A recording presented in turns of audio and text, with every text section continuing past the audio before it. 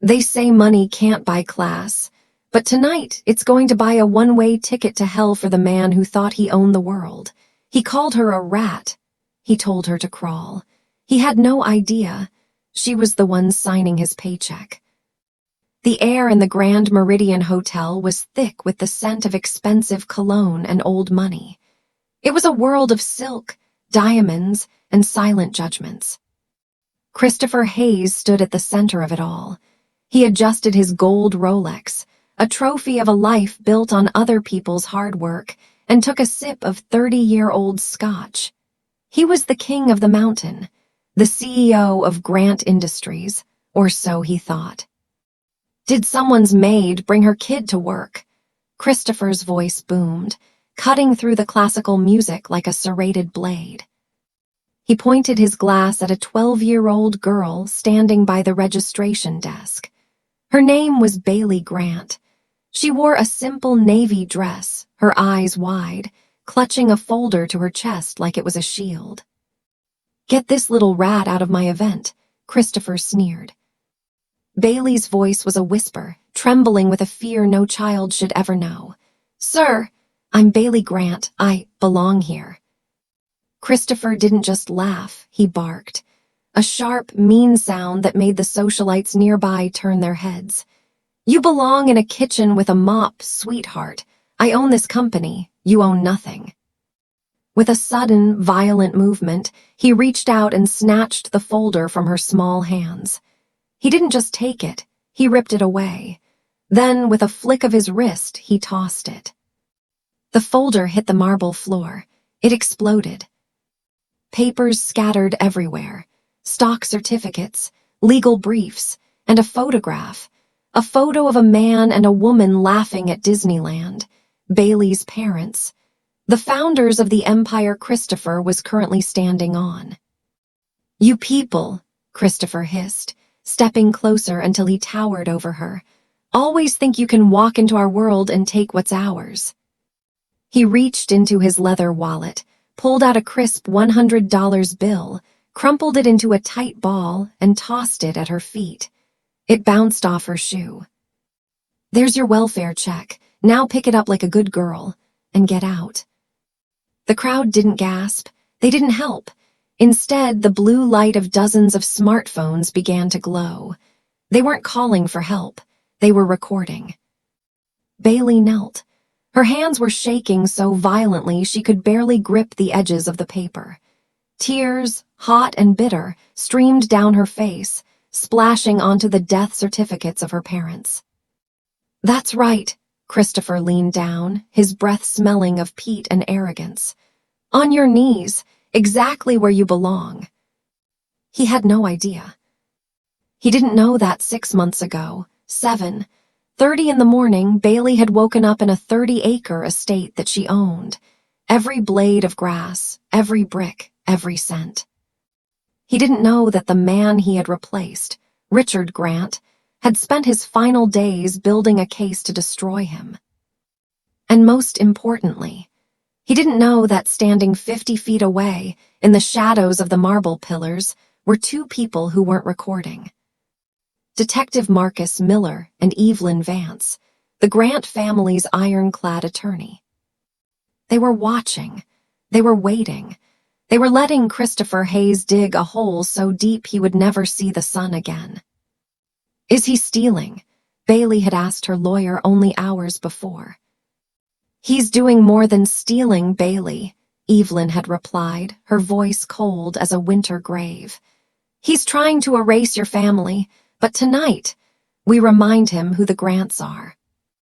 Back in the lobby, Christopher turned back to his wife, Amanda, who was draped in diamonds that Bailey's father had paid for.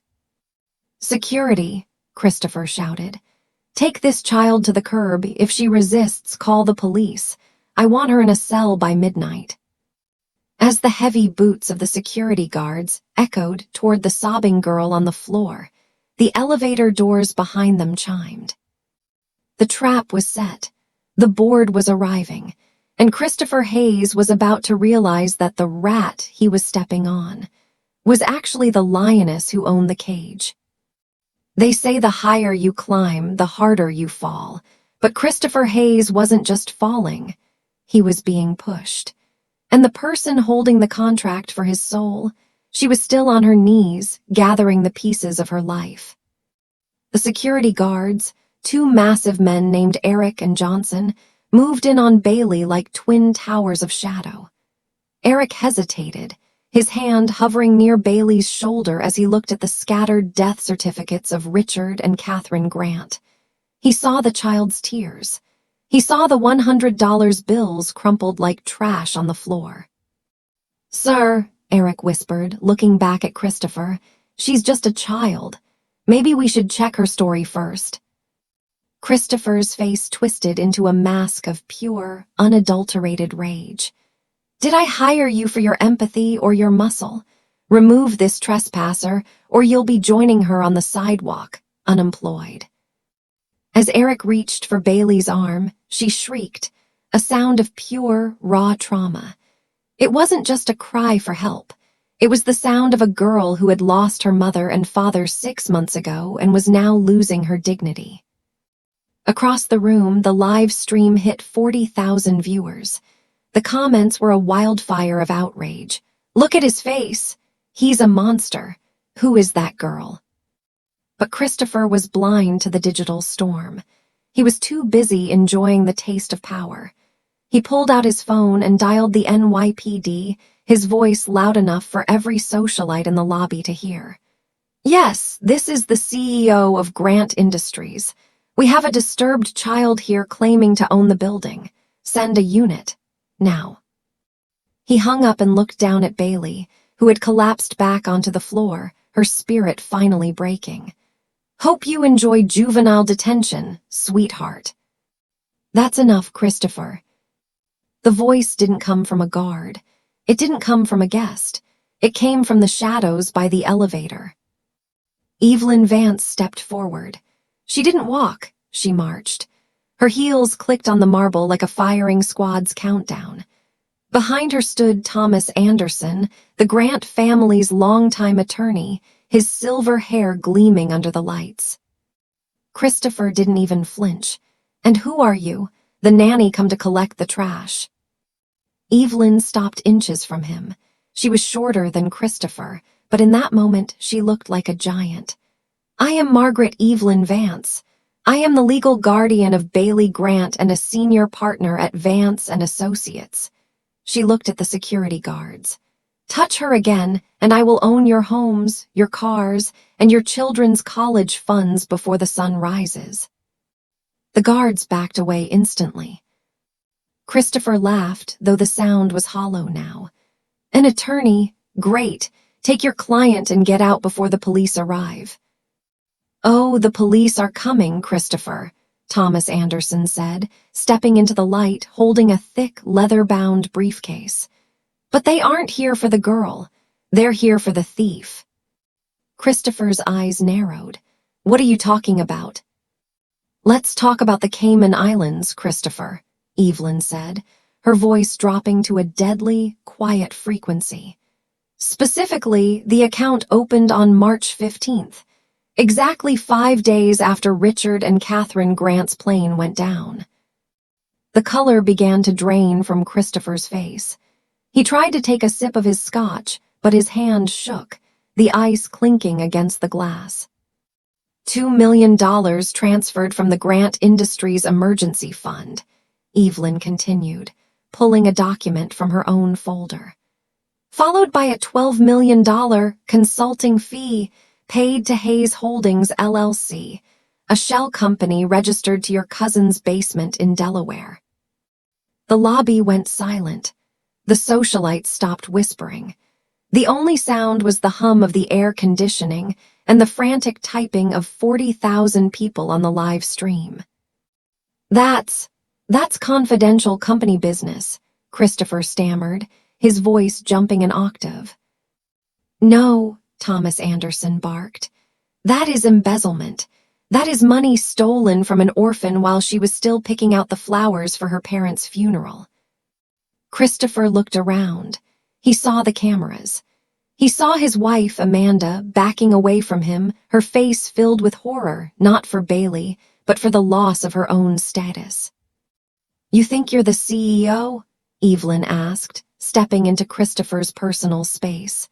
"You were a placeholder, a seat warmer. Richard Grant knew what you were. I have his private journals, Christopher. He was planning to fire you the morning his plane crashed. He called you a parasite in his own handwriting." Christopher's knees buckled. He reached for a nearby marble column to steady himself. "You can't prove any of this. It's a setup, a publicity stunt." "The FBI doesn't think it's a stunt," Thomas said, checking his watch. "They've been monitoring those accounts for 3 hours, and since you were kind enough to call the police yourself, I believe your ride is here." The heavy glass doors of the hotel swung open. 2 NYPD officers entered, but they weren't alone. Behind them were 3 men in dark windbreakers with yellow letters across the back, FBI. Christopher Hayes, the man who had just told a 12-year-old girl to crawl on her knees, looked like he was about to faint. Bailey stood up then. She wiped the tears from her face with the back of her hand. She looked at Evelyn, then at Thomas, and finally she looked Christopher Hayes right in his terrified eyes. "Evelyn," Bailey's voice was no longer a whisper, it was a blade. "Yes, Miss Grant. I own 87% of this company, right?" "You do," Thomas confirmed loud enough for the back of the room to hear. "Then fire him," Bailey said. "Fire him right now and tell the guards. He's the one who's trespassing. They say the truth will set you free, but for Christopher Hayes, the truth was a prison cell.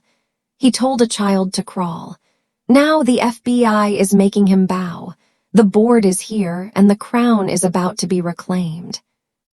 The click of the handcuffs was the only sound in the massive lobby.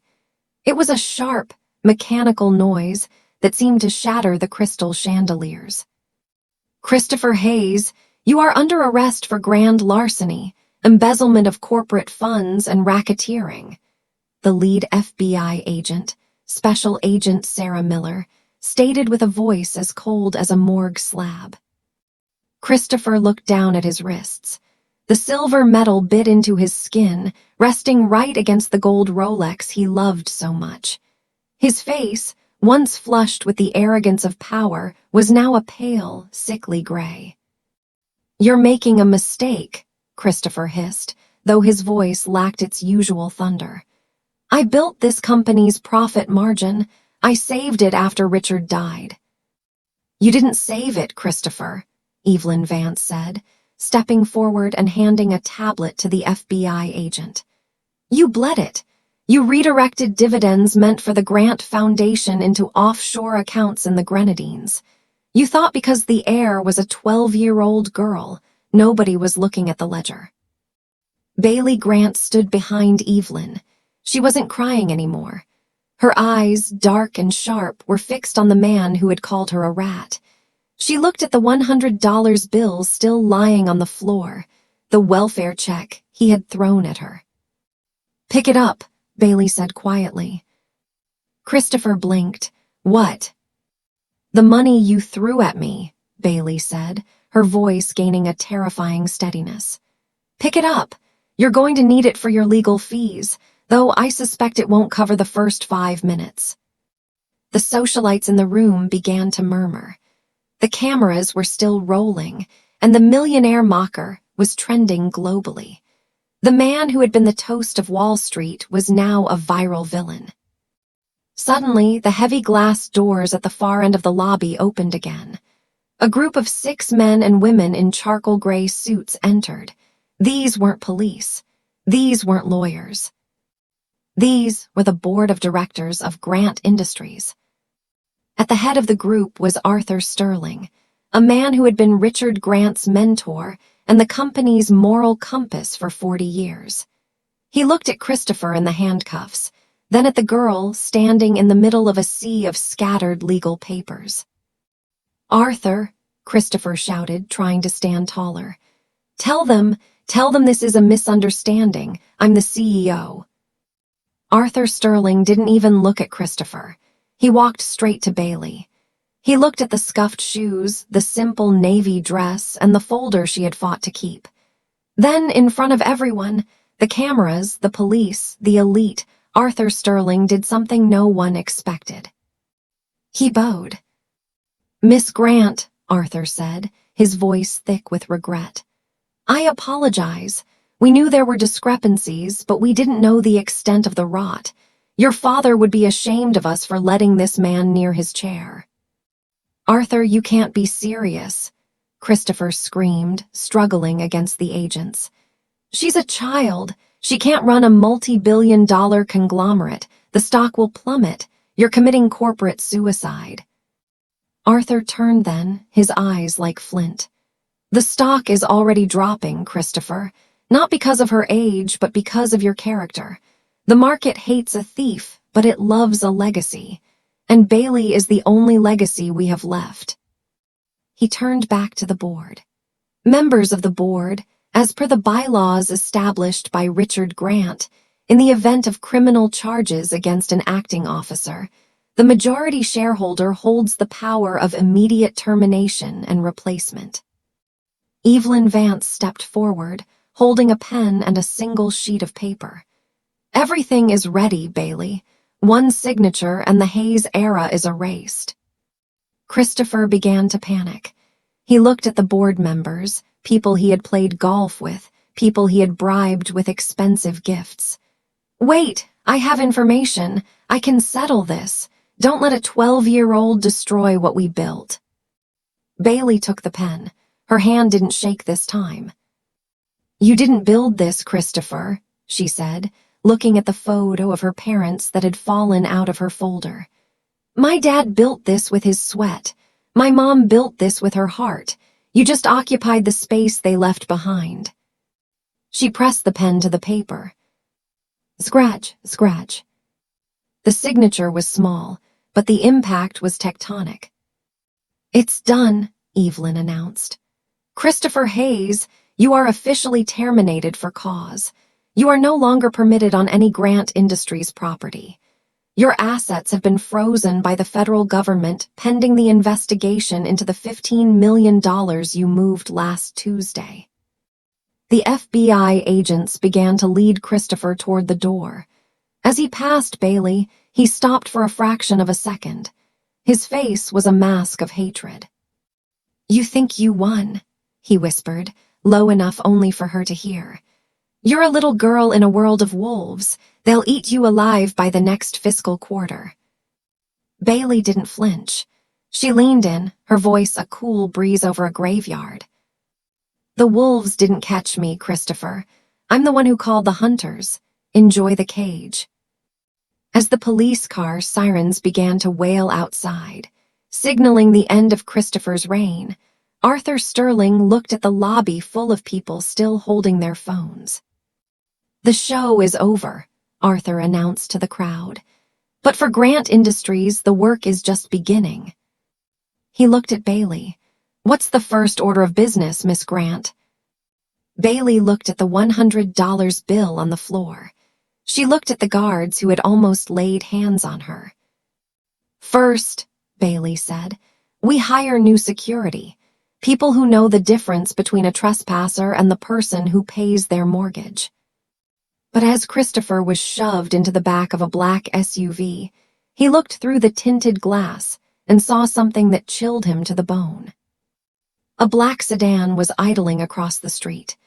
Inside, a man in a dark suit was speaking into a radio. "The girl is in control," the man said. "Phase 1 is complete. Prepare the takeover." The nightmare for Bailey Grant was far from over.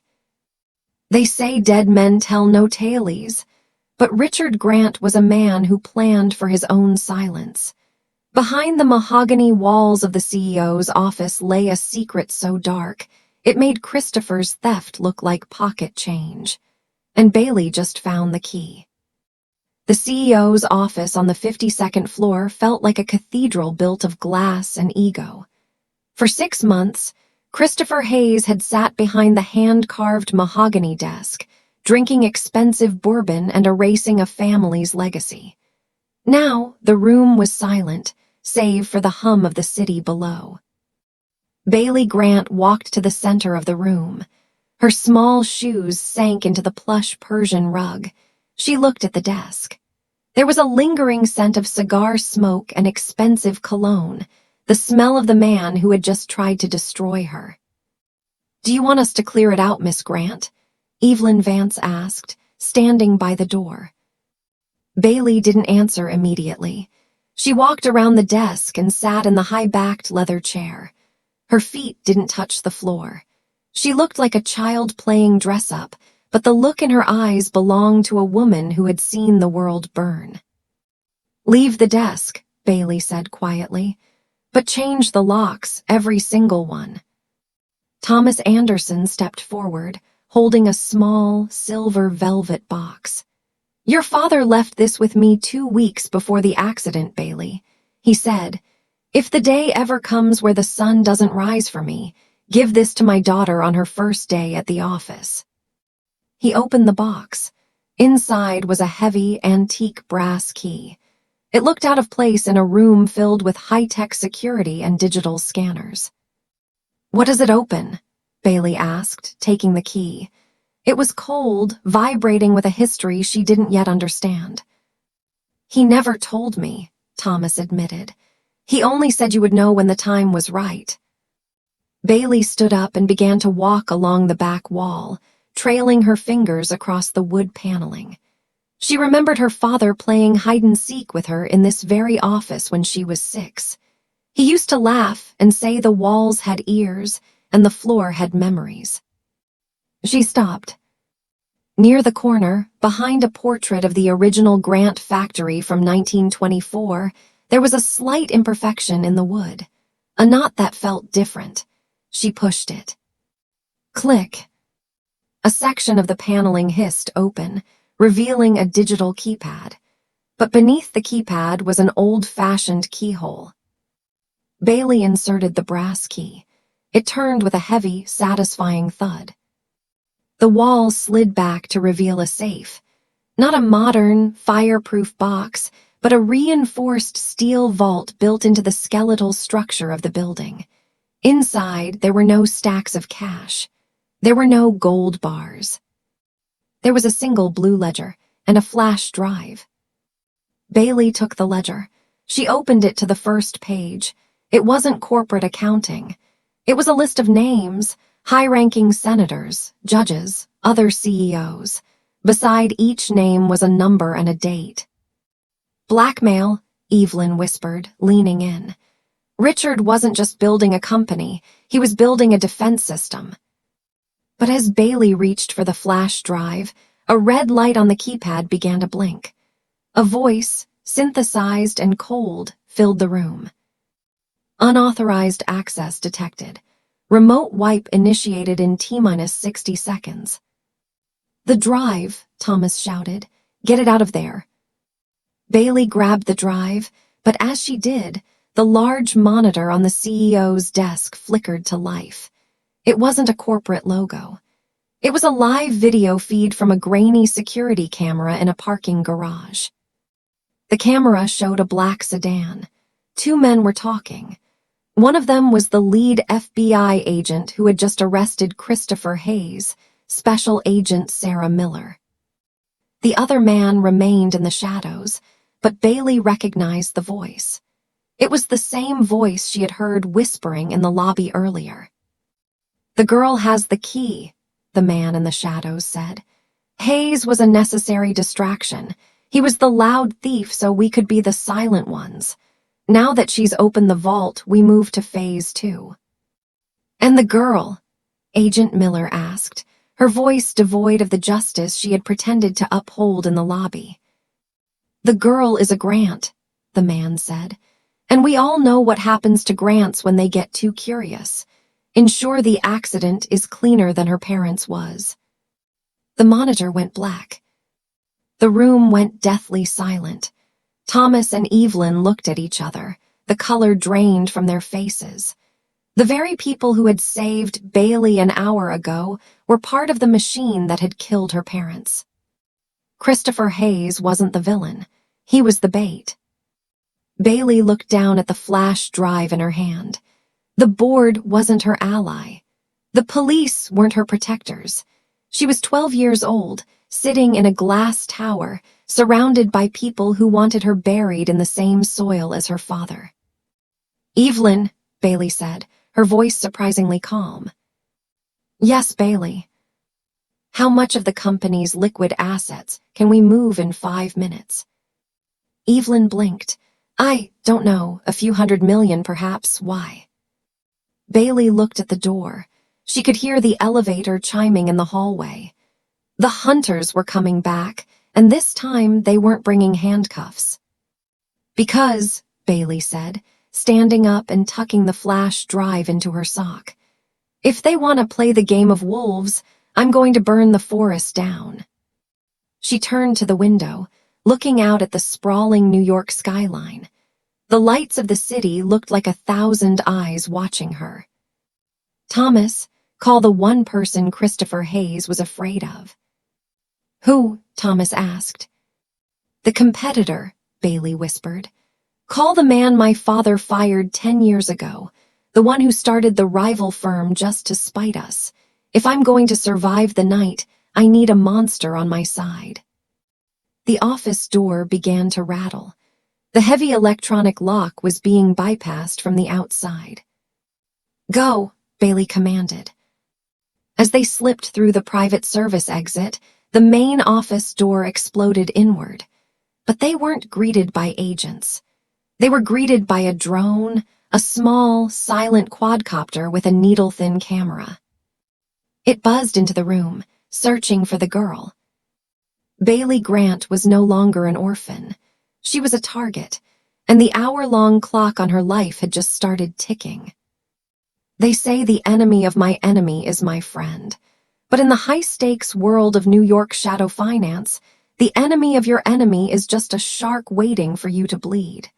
To save her father's legacy, Bailey had to walk into the lion's den and offer the lion a seat at the table. The South Street seaport was a graveyard of rusted iron and cold mist at 2:00 a.m.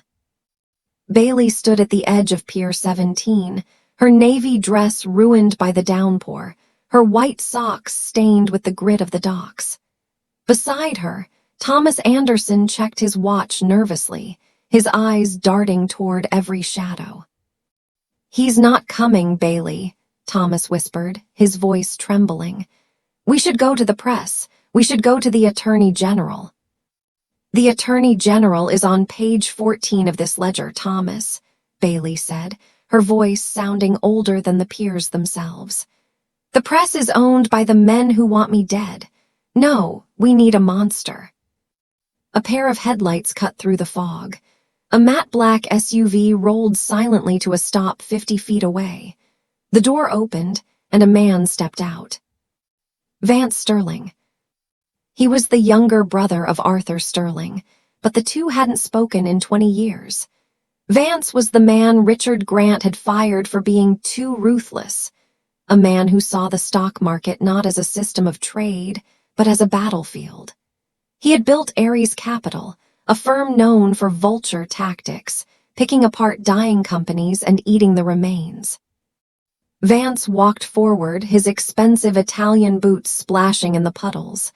He stopped 3 feet from Bailey. He didn't bow. He didn't offer a hand. He just stared. "You look like your mother," Vance said, his voice like grinding stones. "Catherine had that same look in her eyes right before she outmaneuvered me in the Tokyo merger. Why am I here, kid? I have a board meeting in 6 hours to discuss how I'm going to short sell your company into the dirt." Bailey didn't flinch. She reached into her pocket and pulled out the flash drive. "You want Grant Industries?" Bailey asked. Vance smirked. "I want the rubble of it. It's easier to build something new when the old king is buried." "Christopher Hayes is a puppet," Bailey said, stepping closer. "The FBI is compromised. Agent Sarah Miller is on a payroll that doesn't belong to the government.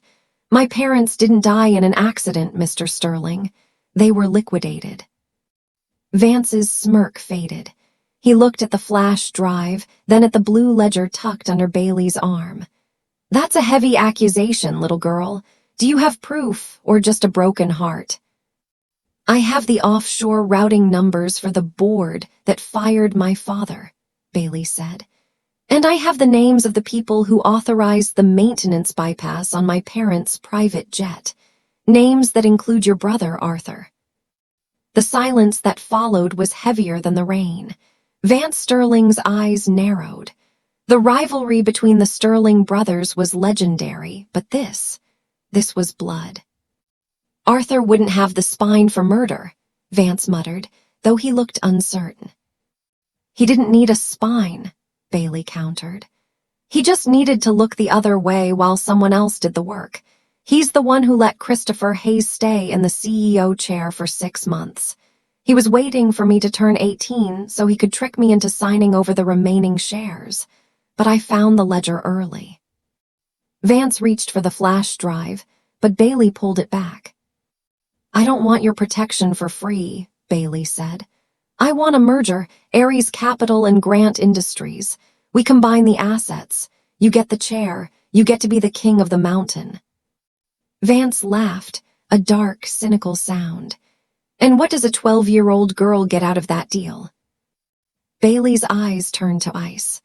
"I want them gone, not in jail, not sued. I want them erased. I want Arthur, Christopher, and every person on page 14 to lose everything. Their homes, their names, their freedom. I want them to feel what it's like to be on their knees in a hotel lobby with people recording their shame." Vance Sterling looked at Bailey as if seeing her for the first time. He didn't see a child. He saw a mirror. "You're a Grant, all right," Vance whispered. "You're willing to burn your own house down just to smoke out the rats." "I'm not burning the house," Bailey corrected him. "I'm just changing the insurance policy." Vance turned to his SUV and barked an order. "Get the legal team on the encrypted line. Tell them we're filing an emergency injunction. We're moving for a hostile takeover by dawn." He looked back at Bailey. "If you're lying to me, kid, if this drive is empty, I'll be the one who hands you over to Agent Miller." "If I were lying," Bailey said, "I wouldn't be standing in the rain. I'd be running." Suddenly, the sound of a high-pitched whine filled the air. A red laser dot appeared on Vance Sterling's chest. "Get down!" Vance screamed, lunging for Bailey. "TSH, TSH, TSH." 3 suppressed shots hissed through the air. The window of Vance's SUV shattered. One of his bodyguards slumped over the steering wheel.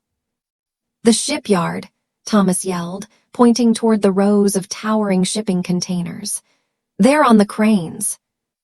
Vance grabbed Bailey by the collar of her dress and practically threw her into the back of his armored vehicle. "Go, go, go." As the SUV roared to life, tires screaming against the wet asphalt, a black helicopter without markings rose from behind the warehouse, its searchlight cutting through the rain like a giant, predatory eye. Bailey looked out the back window. She saw the flash of muzzle fire from the docks. They weren't trying to capture her anymore. They were trying to close the book on the Grant family forever. "Thomas!" Bailey screamed as she saw her father's old lawyer dive behind a stack of pallets. "Don't look back," Vance yelled, pulling a heavy rifle from under the seat. "He knew the risks. If we stop, we're all dead." Bailey gripped the blue ledger so hard her knuckles turned white. She watched as the shipyard faded into the mist, the searchlight of the helicopter growing closer. She wasn't just a CEO anymore. She was a soldier in a war that had started before she was born. And as the first bullets began to thud against the armored plating of the SUV, Bailey Grant made a promise to the ghosts of her parents. By sunrise, there wouldn't be a board left to fire her. They thought they could hunt a child in the dark. They forgot that Bailey Grant was raised by the man who built the very systems they were using to track her. Tonight, the prey is moving into the wires, and once she's inside, no one is safe. Vance Sterling threw the SUV into a hard left, the tires screaming as they drifted past a line of yellow taxis. Behind them, the black helicopter loomed like a mechanical vulture, its searchlight illuminating the interior of the vehicle in rhythmic, terrifying flashes. "Hold on," Vance shouted, grabbing a tablet from the center console and tossing it into Bailey's lap. "My tech team is blocked by a firewall at the Grant Industries data center. Someone at the top, likely my brother Arthur, has locked down the master servers. If we can't get in, we can't prove the embezzlement before the FBI finds us." Bailey gripped the tablet. Her small fingers moved with a precision that surprised even Vance. While other children her age were playing games, Bailey had spent years sitting on her father's lap, watching him code the security protocols for the world's largest investment firm. "It's not a firewall," Bailey said, her voice steady despite the vehicle swerving violently to avoid a construction barrier. "It's a dead man's switch. My dad built it. If the system detects an unauthorized CEO login during a period of high volatility, it locks everyone out, except for a Grant." "Can you bypass it?" Vance asked, glancing in the rearview mirror as a black sedan joined the chase, a man leaning out the window with an automatic rifle. "I don't need to bypass it," Bailey whispered, her eyes reflecting the scrolling green code on the screen. "I need to activate it." She began to type, Grand Echo 79er. Outside, the chase hit the FDR drive. The city was a blur of neon and gray. A bullet shattered the side mirror of the SUV, sending shards of glass flying like diamonds into the wind. "They're gaining," Vance yelled. He reached for his radio. "Team B, where is the interference? I need that bird out of the sky." "Negative, sir," a voice crackled through the static. "The helicopter has a civilian transponder. If we engage, it's a federal crime. We're pinned." Bailey didn't listen to the chaos. She was deep in the digital labyrinth of her father's mind. She found the folder marked Project Nightingale. Inside were the true ledgers, the ones Christopher Hayes hadn't even known existed. It wasn't just $15 million. It was $4 billion. A massive slush fund used to bribe officials, manipulate elections, and silence whistleblowers. And at the bottom of the list, the names of the board of directors were highlighted in red. "I'm in," Bailey said. "Transfer the files to the Ares servers," Vance commanded. "No," Bailey said, her finger hovering over a different button. "If I give them to you, you just become the new monster. I'm sending them to the one place where they can never be erased." "What are you doing?" Vance growled. "I'm uploading them to the blockchain," Bailey replied. "Public, encrypted, permanent. In 30 seconds, every financial journalist in the world will have the decryption key. The board won't just be fired. They'll be hunted by the world." Suddenly, the SUV jolted. A pit maneuver from the chasing sedan sent them spinning. The world turned upside down for a heartbeat. Bailey felt the air leave her lungs as the vehicle slammed into a concrete pillar beneath the Brooklyn Bridge. Silence. Smoke began to curl from the hood. The searchlight of the helicopter centered on the wrecked SUV, pinning them like insects to a board. Vance groaned, blood trickling from a cut on his forehead. He reached for his weapon, but his arm was pinned by the deployed airbag. The black sedan pulled up 20 feet away. 3 men stepped out. They weren't wearing police uniforms. They were wearing tactical gear, their faces hidden by ballistic masks. In the lead was a woman, Agent Sarah Miller. She held a suppressed pistol, her eyes cold and devoid of remorse. "End of the line, Bailey," Miller said, her voice amplified by the quiet of the underpass. Give us the drive, and maybe you'll make it to a foster home. Don't, and you're just another tragic headline about a high-speed accident. Bailey crawled out of the shattered rear window.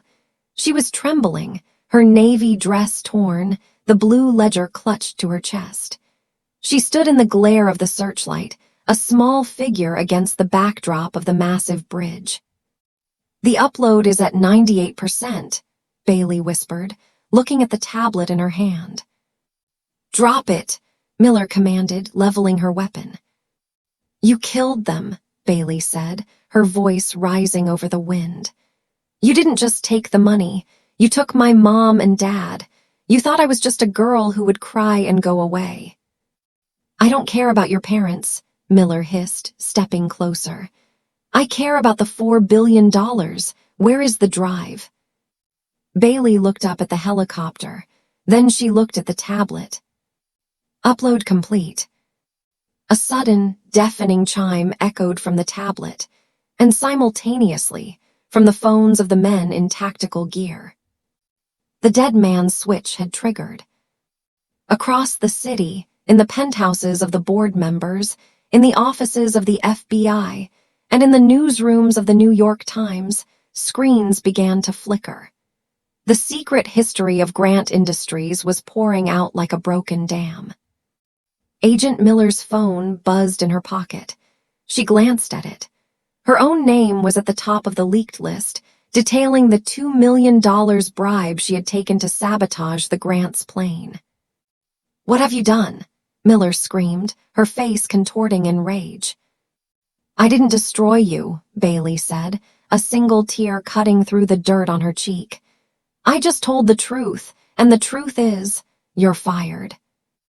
Miller raised her gun. Her finger tightened on the trigger. But before she could fire, the sound of a dozen sirens erupted from both sides of the bridge. Not the rogue FBI units. These were the state police and the U.S. Marshals. Vance Sterling laughed from the wreck of the SUV. "You should have checked the news, Miller. You're not the one making the arrests tonight." Miller looked around, trapped. The searchlight from the helicopter suddenly flickered and turned green, the signal of a neutralized threat. But as the police swarmed the area, Bailey noticed something Miller hadn't. A second black sedan had parked in the shadows of the bridge's support beams. A man stood there, watching. He wasn't running. He wasn't hiding.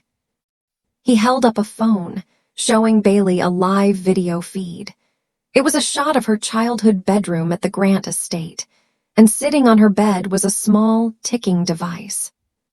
The man smiled, tipped his hat, and disappeared into the darkness just as the police tackled Agent Miller to the ground. Bailey realized with a sickening jolt that the board was just the tip of the iceberg.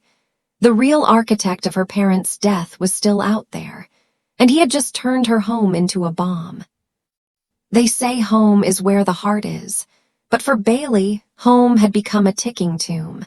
The board was in handcuffs, but the real traitor was waiting in the one place she felt safe. The final battle isn't in a boardroom, it's in the nursery. The black SUV screamed up the long, winding driveway of the Grant estate. The tires tore into the perfectly manicured grass that Bailey's father had loved so much. Beside her, Vance Sterling was white-knuckled on the steering wheel, his face set in a grim mask. "If that man is who I think he is," Vance muttered, "the police won't get here in time. He's a ghost. He's been the shadow fixer for the Grant family since before you were born." Bailey didn't blink. She watched the massive stone manor grow larger in the windshield. It looked like a castle, but tonight it felt like a mausoleum. "His name is Silas Vane," Bailey said, her voice hollow. "My father called him the architect. He said Silas was the man who made sure the world never saw the cracks in the foundation." Vance slammed the brakes. The SUV skidded to a halt in front of the towering oak doors. Bailey was out of the car before it fully stopped. "Bailey, wait," Vance shouted, reaching for his holster. "It's a trap." "It's my house," she thrown back over her shoulder. He doesn't get to die in my house. She pushed open the heavy front doors. The foyer was silent. The 20-foot ceilings echoed with the ticking of the grandfather clock in the corner, but there was a second, faster ticking coming from upstairs. Bailey ran. She didn't head for the safe. She didn't head for the office. She ran to the third floor, to the room with the white door and the hand-painted stars, her bedroom. She burst inside. The room was exactly as she had left it. The photo of her parents at Disneyland was still on the nightstand, but sitting in the center of her lace-trimmed bed was a black Pelican case. The lid was open.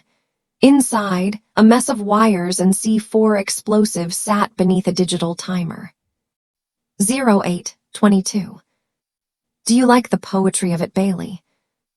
The voice came from the corner, near the shadows of the walk-in closet. A man stepped out. He was dressed in a charcoal suit, perfectly tailored. He looked like a grandfather, kind and steady, with silver hair and wire-rimmed glasses. It was Arthur Sterling. Bailey froze. Arthur, but the police, they were arresting the board. Arthur smiled, a thin, sad expression. The police arrested the people I gave them, Bailey. Christopher Hayes was a greedy fool. Agent Miller was a blunt instrument. They were the cracks in the foundation. And as the architect, it's my job to smooth them over. Vance burst into the room, his gun leveled at his brother's chest. Arthur, drop the detonator, it's over. The files are on the blockchain. Arthur didn't even look at the gun, he looked at Bailey. The blockchain is a nuisance, yes, but legacies aren't built on data, Vance. They are built on stories, and the story tomorrow will be a tragic one. The last Grant heir dies in house fire caused by faulty wiring. The public will mourn. The stock will stabilize under my grieving leadership.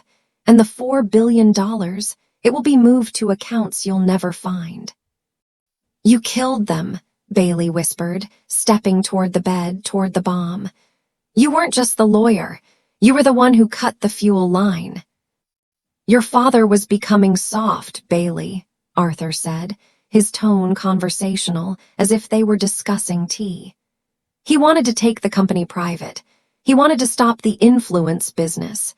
He was going to dismantle everything I spent 40 years building.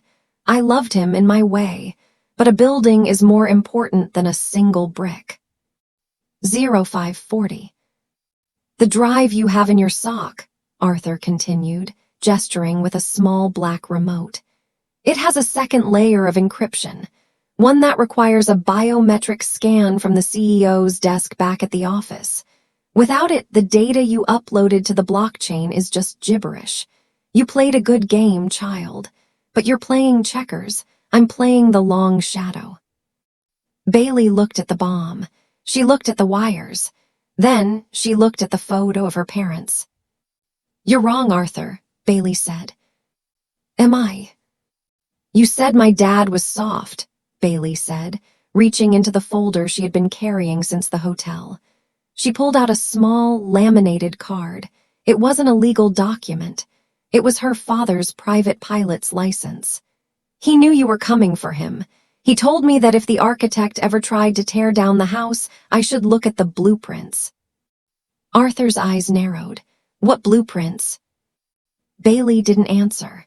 She turned the photo of her parents over. Inscribed on the back, in her father's messy handwriting, was a series of coordinates and a single phrase. The foundation is under the floor. Bailey knelt, not in prayer, not in fear. She reached under her bed and pulled back the edge of the rug. There, cut into the floorboards, was a small, lead-lined compartment. She opened it and pulled out a secondary detonator, one that was wired not to the house, but to the server room beneath the estate. You think I'm the only one who can blow things up? Bailey asked, her voice trembling but fierce. This house is wired to the Grant Industries main server. If I press this, the biometric lock you're counting on is destroyed. The data on the blockchain becomes public instantly. Every bribe, every murder, every cent. You won't have a company to lead. You'll just have a pile of ash. Arthur's face finally cracked. The calm, silver-haired mask fell away to reveal a desperate, aging man. You'd destroy your own inheritance. You'd be a pauper. I was a pauper the second you took my parents, Bailey said, her thumb hovering over the button. 0 to 15. Vance, Bailey said, never taking her eyes off Arthur. Take the ledger, get out. Bailey, I'm not leaving you, Vance said, his voice cracking. Go, she screamed. If this house goes, the truth has to be outside of it. Arthur lunged for her, his refined exterior vanishing as he hissed like a cornered animal. Give me that remote, you little rat. But as he moved, the floorboards beneath him groaned. The house, old and heavy, seemed to respond to the tension. Outside, the first rays of the New York sun began to bleed over the horizon, hitting the windows of the nursery. The light caught the tears on Bailey's face, turning them into diamonds. 10 seconds, Arthur, Bailey said. Arthur stopped. He looked at the bomb on the bed. He looked at the girl. For the first time in his life, the architect realized he hadn't accounted for the strength of the material. Wait, Arthur cried, dropping to his knees, the same position he had forced Bailey into at the hotel. Wait, we can negotiate. I'll give you the names. I'll give you everything. I already have everything, Bailey said. She looked at the timer. 00:05. She didn't press her button. She didn't have to. The sound of a helicopter, a real police helicopter, thundered directly over the house. A flashbang grenade shattered the window, blinding Arthur. Special Forces operators swarmed through the windows, their black gear a stark contrast to the white nursery. Clear, clear. Bailey felt a pair of strong arms lift her up and carry her toward the door. It was Vance. As they reached the hallway, the timer on the bed hit 00:01. Silence. The bomb didn't go off. Bailey looked back. A technician in a bomb suit was already standing over the case. Signal jammed, sir. We had the frequency the moment she triggered the dead man's switch. Arthur Sterling was pressed face down into the carpet of the room he had tried to turn into a grave. Bailey stood in the hallway, watching as they led the architect away in chains. She was shivering, exhausted, and alone in a house that felt too big. Vance put his jacket over her shoulders. It's over, Bailey, truly over. No, Bailey said, looking at the sunrise. The board is gone. The architect is in jail, but the people who watched, the 498 people who recorded me on their phones while I was on my knees. She turned to Vance, her eyes burning with a new, colder fire. We need to talk about the guest list for the next gala. They say a picture is worth 1,000 words, but tonight, these videos are worth $4 billion. You watched a child weep on her knees and you pressed record. Now it's my turn to play back the tape. Welcome to the final board meeting. The Grand Meridian Ballroom was packed, but the air felt thin. The same socialites, the same billionaires, and the same influencers who had stood by 48 hours ago were back. This time, they weren't holding their phones. They were holding their breath. Bailey Grant walked to the center of the stage. She looked small against the backdrop of the velvet curtains, but her presence filled the room like a cold front. To her left sat Vance Sterling, and to her right, Margaret Williams, the woman who had been more of a mother to her than anyone left alive. Bailey didn't use a microphone. She didn't need to. The room was so quiet you could hear the heartbeat of the person next to you. 2 days ago, Bailey began, her voice steady and haunting, a man named Christopher Hayes threw a $100 bill at my feet. He told me to crawl. He told me I was a rat. She paused, her eyes scanning the front row. A woman in a Chanel suit looked away, unable to meet the child's gaze. There were 500 people in this room, Bailey continued. 500 leaders of industry, 500 moral citizens, and out of 500, only 2 people moved. Only 2 people decided that a 12-year-old girl's dignity was worth more than a viral video. She signaled to the tech booth. The giant screen behind her flickered to life. It didn't show the news. It showed a mosaic of social media posts, the exact videos taken by the people in the room. The angles changed, but the scene was the same. Bailey on her knees, crying over her parents' death certificates, while the reflection of the crowd's camera lenses glittered like shark eyes. "You all wanted to be famous," Bailey said. "You wanted the clicks, you wanted the engagement. Well, you got it." She stepped forward, to the very edge of the stage. "Tonight, Grant Industries is officially under the leadership of the Grant-Sterling merger.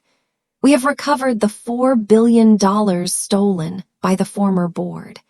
And as my first act as the majority shareholder, I have a gift for everyone in this room." A murmur of nervous hope rippled through the crowd. Did she mean a donation? A tax break? "I have cross-referenced the metadata of every video uploaded from this room," Bailey said, her voice turning to ice.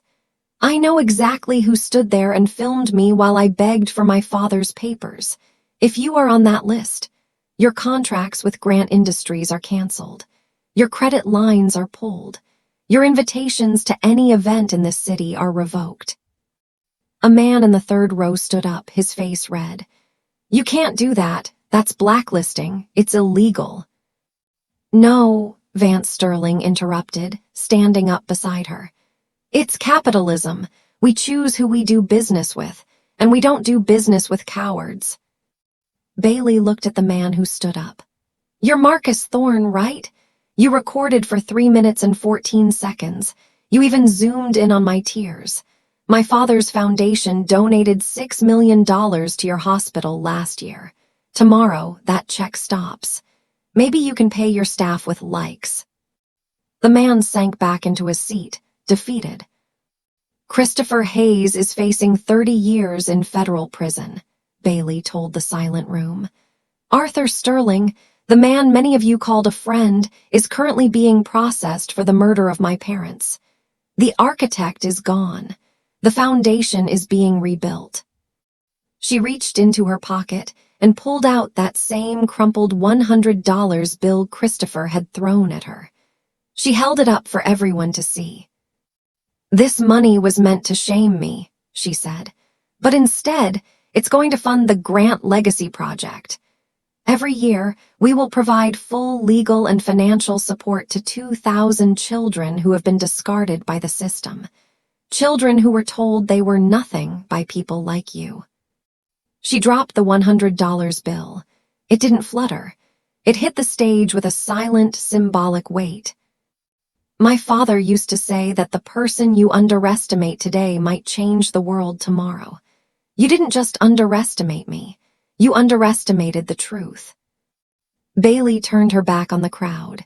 She walked toward Margaret and Vance. But before she left the stage, she stopped and looked back over her shoulder one last time. "Dignity isn't optional," she whispered. "And silence has a price. Tonight you all just paid it." As she walked off the stage, the room didn't erupt in applause.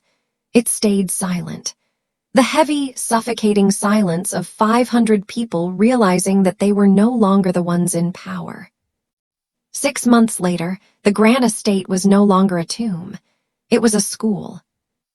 Bailey sat on the porch, watching a group of kids play soccer on the 30-acre lawn.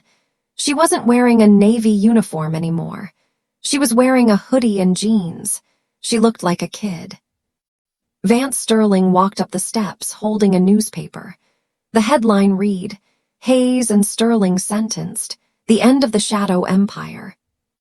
"How does it feel?" Vance asked. Bailey looked at the photo of her parents, she now kept in a locket around her neck. "It feels like they can finally rest." "The company is thriving, Bailey. People are calling you the Iron Heir. Are you ready for the quarterly earnings call?" Bailey smiled, a real genuine smile that reached her eyes. In a minute, Vance, right now. I have homework, and then I think I'm going to go play soccer. She stood up and walked toward the grass, leaving the world of billionaires and betrayals behind her for just a moment. She had proven that you don't need to be a giant to topple a mountain. You just need to be the one who refuses to stay on your knees. History is written by the victors, but justice is served by those who refuse to stay silent. Christopher Hayes thought a 12-year-old girl was a rat. He ended up in a cage. How many times have you watched someone get disrespected and stayed quiet? We've all been there. Recording is easier than intervening. But remember Bailey. Remember the 498 people who watched her cry. If you believe that dignity isn't optional, hit that like button. Subscribe to BlackSide Stories for more stories of courage and the ultimate payback. Tell me in the comments, have you ever stood up when everyone else stayed silent? The person you underestimate today might just be the one who changes your world tomorrow. Never judge by the shoes, judge by the soul.